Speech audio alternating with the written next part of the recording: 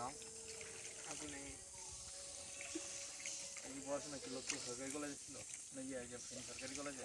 না, আমি হচ্ছে সোনাগাছি, এটাই পাবে। এটা ধরেন ধরেন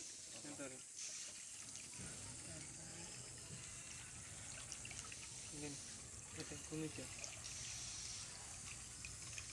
আমরা দেখছি আমাদের ছাত্রলীগের পরিষদের যুগ্ম সাধারণ সম্পাদক মাহমুদুল হাসান ভাই প্রশিক্ষণ নিচ্ছেন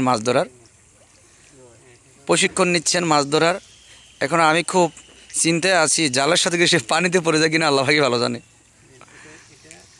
মাঝে মাঝে এমন দুর্ঘটনা ঘটে। যাক, আল্লাহ তাকে ভালো রাখুক, সুস্থ রাখুক, সে কামনা করি। শুরু হচ্ছে আমাদের মাছ ধরার প্রতিযোগিতা।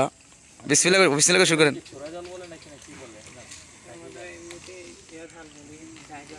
জাহিজাল আর জাহিজাল মারেন। বিসমিল্লাহির রহমানির রহিম, আল্লাহু আকবার।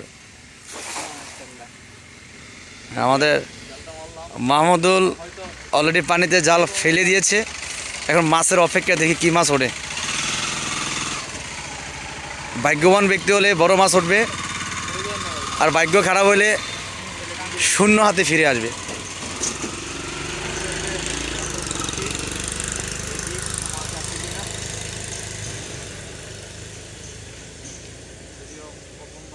আল্লাহু আকবার, আল্লাহু আকবার।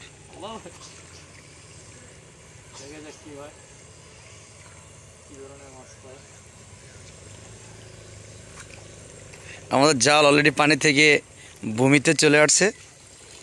মাছ কি উঠছে আল্লাহ ভালো জানে। একটা ছোট্ট মাছ উঠছে।